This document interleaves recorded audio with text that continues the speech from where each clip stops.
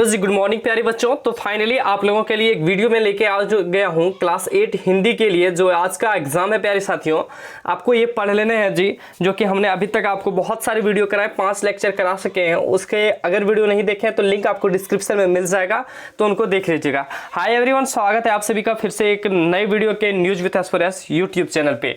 Dear student, आज की जो हमारी क्लास है उसमें हम लोग हिंदी के महत्वपूर्ण प्रश्नों को देखेंगे। प्यारे साथियों, हमारी तरफ से आपको जहां तक कोशिश हो पाए वहां तक हमने प्रश्नों को कराया, और लास्ट में भी हम आपको कुछ चीजें बता देते हैं ताकि आपको हेल्प मिल सके। प्यारे साथियों, एक होती है अपठित गद्यांश, जो कि आप बिल्कुल इजी वे में कर सकोगे। हमने उसको नहीं करा पाया था, टाइम की बहुत अभाव है यार, आपको पहले ही मैंने बता रखा था। तो अपठित गद्यांश में हमने पहले बोल दिया था कि बहुत ईजी होता है, इसमें कुछ नहीं है। तो कुछ इस प्रकार का दिया जाएगा, जैसे कि दे रखा कि आज के युग में कंप्यूटर का आविष्कार एक वरदान की तरह है। कंप्यूटर दुनिया के जटिल से जटिल संसाध्य कार्यों को चुटकी बजाते ही हल कर देता है। यहां देखिए पूछा गया कि कंप्यूटर आज के लिए वरदान है, कैसे है? तो वही जटिल से जटिल कार्य को एकदम चुटकियों में कर देता है।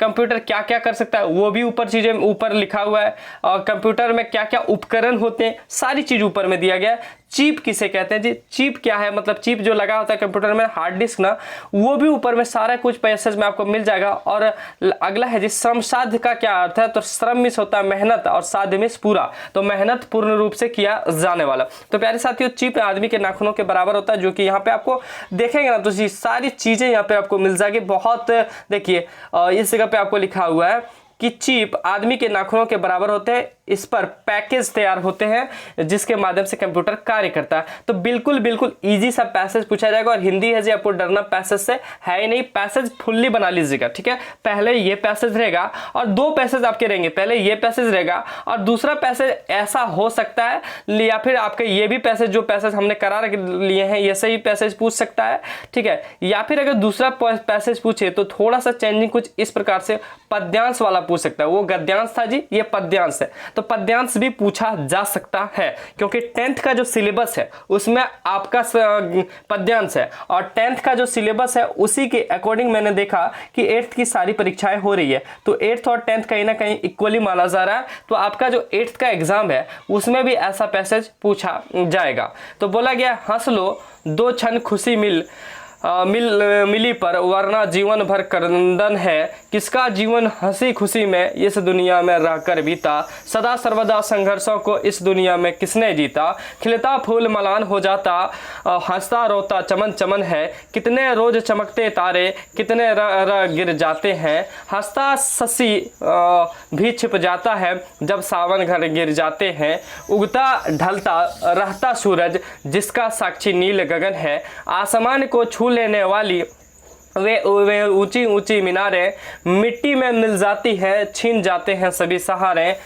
दूर तलक धरती की गाथा, मौन मुखर कहता कनकन है। यदि तुमको मुस्कान मिली तो मुस्काओ सबके संग जाकर, यदि तुमको सामर्थ्य मिले तो थामो सबका हाथ बढ़ाकर। कुछ इस प्रकार से है। तो पूछा गया जी, क्वेश्चन वहां से पूछा गया कि कवि 2 क्षण के लिए मिली खुशी पर हंसने के लिए क्यों कह रहे हैं? तो क्यों कह रहे हैं यहाँ पे देखिए, आप अगर पढ़ेंगे तो थोड़ा बहुत आपको बोलेगा क्यों कह रहे हैं कि हंस लो 2 खुशी क्षण के पर, वरना जीवन करंदन है। आपको सिर्फ ऐसे ही लिख देना जी कि कभी हंसने के लिए इसलिए कह रहा है कि 2 पल की जो खुशी होती है वो पल भर के लिए खत्म हो जाती है, बाकी जीवन करंदन है, ये सही लिख देना है। अगला क्या है जी, इस काव्यांश में संसार की किस वास्तविकता को प्रस्तुत किया जाता है? तो संसार की कौन सी वास्तविकता को प्रस्तुत किया जा रहा है जी? तो आपको यहाँ से पता है, संसार की झूठी कहानी, या फिर संसार में दुखों का, सुख दुख का मिलन, ऐसा भी आप बोल सकते हैं जी। अगला है साथियों, देखिए यहाँ पे संसार में कैसा देखा रहा है, तो यहाँ पे लिखा है कि संसार में कुछ शाश्वत तो नहीं है, दुख तकलीफें हैं, तो उनके बीच खुशी का माहौल, ऐसा लिखा गया है। अगला है जी, धरती का कनकन कौन सी गाथा सुनता है? तो यहाँ पे आप पढ़िएगा जी, धरती का कनकन कौन सी गाथा सुनता है, तो यहाँ पे आपको मिल जाएगा, ऊपर नीचे कहीं ना कहीं वो ज़रूर लिखा होगा जी।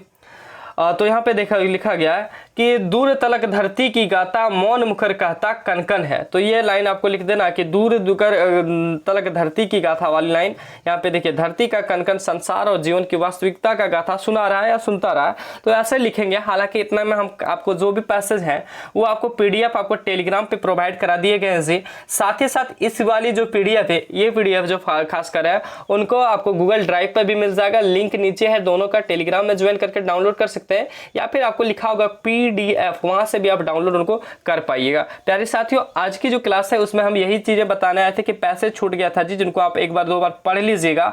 और साथियों, अगर आप पिछले के 4-5 वीडियो को नहीं देखे हैं तो उनको एक बार फास्ट में यानी कि 2 गुना स्पीड में देख लीजिएगा, ताकि साथियों आपकी जो बोर्ड एग्जाम है वहां पे क्वेश्चन बाहर से नहीं आ सके।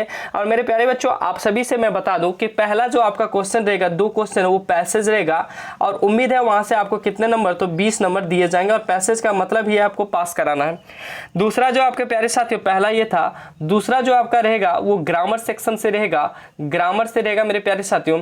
तीसरा जो रहेगा आपके बुक से रहेगा, और बुक के साथ साथ आपको उसमें बुक का ही रहेगा जिसमें हमने सारे क्वेश्चन आपको करा रखे हैं। हो सकता है कि बुक से भी पैसेज दे दिया जाए जी। बुक से पैसेज करने का क्या मतलब है सर आपका, तो बुक से पैसेज आप देखे होंगे जी कि बुक की कोई कहानी उठा देगी, उससे कुछ लाइनें लिखी रहेगी, जैसे कि राम वाली कहानी हो गई, बस की यात्रा वाली कहानी होगी, तो उससे लिखा रहेगा, आप वहां से थोड़ा ढूंढ लीजिएगा, क्योंकि बस की यात्रा नाम आएगा, यात्रा शब्द आप खोज लीजिएगा, राम ने भारत को जो संदेश दिया था वो आप कर लीजिएगा, तो वहां से आपको कहीं न कहीं वो दे सकता है क्वेश्चन, और उससे पूछा जा सकता है इनके लेखक कौन है, किसने लिखा है, इसका इस जो शीर्षक है इस कहानी के उसका क्या नाम है, और उससे रिलेटेड 1-2 क्वेश्चन पूछा जा सकता है, तो वो भी क्वेश्चन पूछा जा सकता है। इसकी कोई संभावना नहीं है, लेकिन ज्यादातर चांस है कि पूछेगा।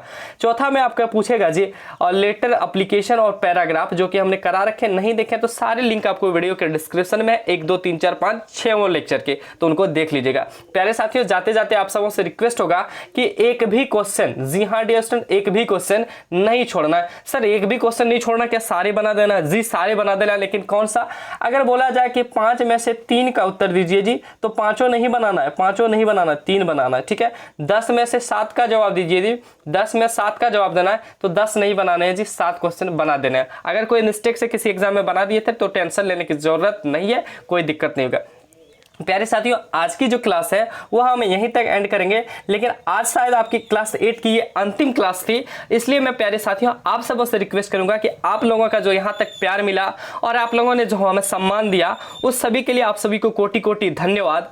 जो कि आप लोगों के प्यार और साथ की वजह से हमने आप लोगों को पूरा क्लासेस कराया, जो कि किसी भी क्लासेस को हमने इतना मेहनत से नहीं करा पाया था, क्योंकि कोई इतना साथ देते नहीं थे। आप लोगों के प्यार और साथ के लिए आप सभी को कोटि कोटि धन्यवाद। ऐसे ही आप जीवन की ऊंचाइयों तक छूती रहे। प्यारे साथियों, आप लोगों की जो है परीक्षा के लिए आप सभी जितने भी स्टूडेंट हैं, जो देख रहे हैं नहीं देख रहे हैं, सभी को हमारी तरफ से बेस्ट ऑफ लक। भगवान आप सभी को सफल बनाए। प्यारे साथियों, अब आपको रुकना नहीं है। ये मत सोचिए कि क्लास 8 का एग्जाम दे लिए, रिजल्ट आएगा तब पढ़ाई 9 का शुरू करेंगे, नहीं। अगर क्लास 8 के बाद अब रिजल्ट के बाद पढ़ाई शुरू करते हैं तो रिजल्ट आपका 15 अगस्त तक आने की संभावना है जी। 15 अगस्त के बाद आप पढ़ाई शुरू करोगे तो, और आपका पता होना चाहिए कि नवंबर-दिसंबर में फिर से टर्म 1 का एग्जाम होगा जी 9th के लिए, ठीक है। नवंबर-दिसंबर में 9th के लिए एग्जाम होगा, तो आपके पास टाइमिंग नहीं रहेगा सितंबर-अक्टूबर, 2 महीने में तैयारी नहीं हो पाएगी। तो प्यारे साथियों, आप लोग का जो तैयारी है, आज आपको एग्जाम खत्म हुए, 2-3 दिन रेस्ट कर लीजिए। जैसे कि आप 11 है तो 4 दिन रेस्ट कीजिए, 15-16 तारीख से फिर से अपनी क्लासेस को स्टार्ट कीजिए, ताकि प्यारे साथियों आपके 9th का एग्जाम खराब नहीं जाए। डियर स्टूडेंट्स, आज की जो क्लास है यहीं तक एंड करें, लेकिन उससे पहले मैं बता दूं कि आप लोगों के लिए एक लाइव वार्ता, जी आप लोगों से एक लाइव बात करनी है, हमें लाइव में बात करनी है। तो आप लोग कब जुड़िएगा ये कमेंट सेक्शन में बताइएगा। हालांकि हमने जो उसकी टाइमिंग रखी है वो शाम के 5 बजे रखी है। कब जी? शाम के 5 बजे हमने इसकी टाइमिंग रखी है, शाम के 4 बजे जी हमने इसकी टाइमिंग रखी है। और ये जो डेट होगा वो डेट होगा प्यारे साथियों, वो डेट होगा आज शाम के 4 बजे, ठीक है। आज के शाम यानी कि 11 जुलाई उसकी जो डेट है, 11 जुलाई शाम के 4 बजे आप लोगों को आज हमसे जुड़ना है। लाइव आप लोगों से कुछ कुछ बातें करनी है प्यारे साथियों, आपके बोर्ड एग्जाम को लेकर, आपके 9th के सिलेबस को लेकर, कैसा परीक्षा होगा, कैसा रिजल्ट होगा, कैसे आप आगे की तैयारी करेंगे। तो प्लीज उनको भूलिएगा मत, 4 बजे आप लोग जुड़ना, कोई भी स्टूडेंट नहीं भूलिएगा। दोस्तों, वीडियो अच्छी लगी तो दोस्तों में शेयर कीजिए। आप सभी को पुनः एक बार बेस्ट ऑफ लक और बहुत बहुत धन्यवाद। मिलेंगे नेक्स्ट वीडियो में आप सबों के बीच शाम को 4 बजे। तब तक के लिए सभी को धन्यवाद, जुड़ना नहीं भूलिएगा।